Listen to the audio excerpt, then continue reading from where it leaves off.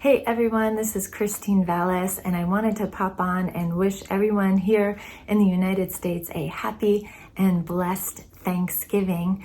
I also wanted to let you know that this year, Thanksgiving falls in the biblical month that we are in right now, the month of Cheshvan, the 27th day.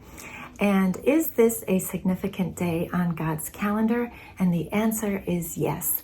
This is the day in biblical history when Noah exited the ark. It's on this very day.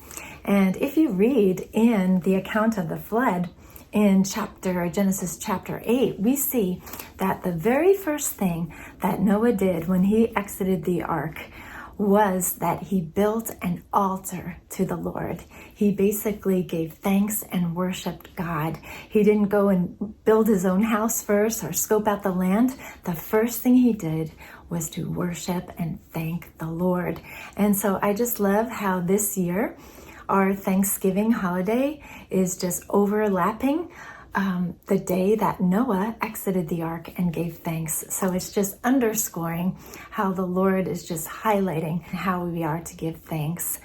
And so I just wanted to encourage you guys out there, because if you are looking for something to be thankful for in your life, you don't have to look much further than to the story of Noah's Ark itself. Because here we notice in the account of the flood that Noah and his whole family, they entered into the ark and they found rest, safety, security, salvation. And the ark is a picture of Jesus. It's a picture of Messiah. Think about how the ark took all of the beatings of the flood, the lashes of the waves and the tsunamis and the lightning and the thunder all hit the ark, just like all the judgment of God came upon Jesus when he gave himself for us on the cross.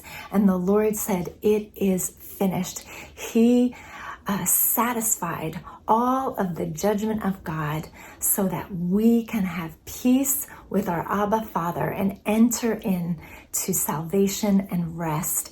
When we enter into the ark, we enter into Jesus and we have rest. In fact, in Genesis, it actually tells us that the day the ark rested is the very day on the biblical calendar, all the way in the New Testament, that Jesus rose from the grave. So we can rest. So as we fix our eyes on Jesus, even here as depicted in the story of Noah's Ark, thanksgiving will automatically flow from our hearts effortlessly as we meditate upon Jesus and his great love for us. I pray this has been an encouragement to you as you enter into Thanksgiving and the rest and love of Jesus. Blessings.